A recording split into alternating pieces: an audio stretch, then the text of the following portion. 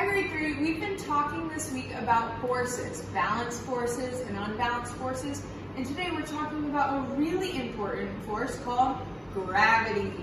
And gravity is a force that pulls objects towards Earth's surface. So maybe you've seen gravity when you see astronauts out in space and they're floating around and there's not a lot of gravity, but here on Earth we have gravity and it is what keeps things from floating away.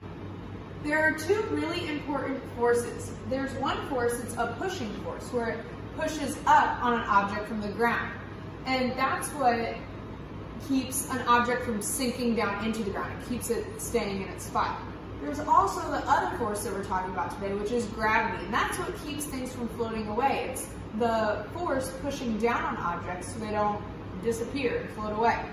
So as you can see in some of my pictures, I have drawn a girl, looks kind of like me, Miss Amanda, and she is standing on a hill, and there are two forces that are acting on her. We have the pushing force and gravity.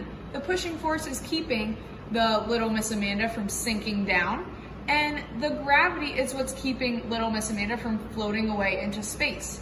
And it says the force pushing up from the ground and gravity's force pulling down are the same. It is a balanced force. So, in this picture, the forces are the same. There's the same amount of force pushing up, and there's the same amount of force pulling down. So it's a balanced force.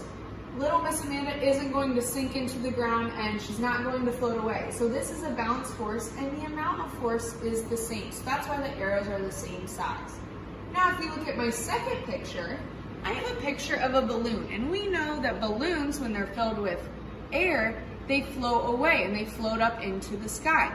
You see that the pushing force is a lot stronger. That's what's making the balloon float up. And the gravity, that force is a lot smaller because it's not holding the balloon down into the ground.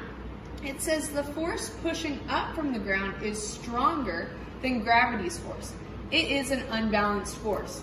And we know that this is an unbalanced force because the object, the balloon, is moving. It's going somewhere. It's floating up into the air. So that is the important forces that we're learning about today. Make sure that you do your activities in Seesaw. That first page is a really important page for you to read or listen to so you can get even more information about gravity. And there's a fun activity for you to do with a little bit of drawing on the next pages. Bye.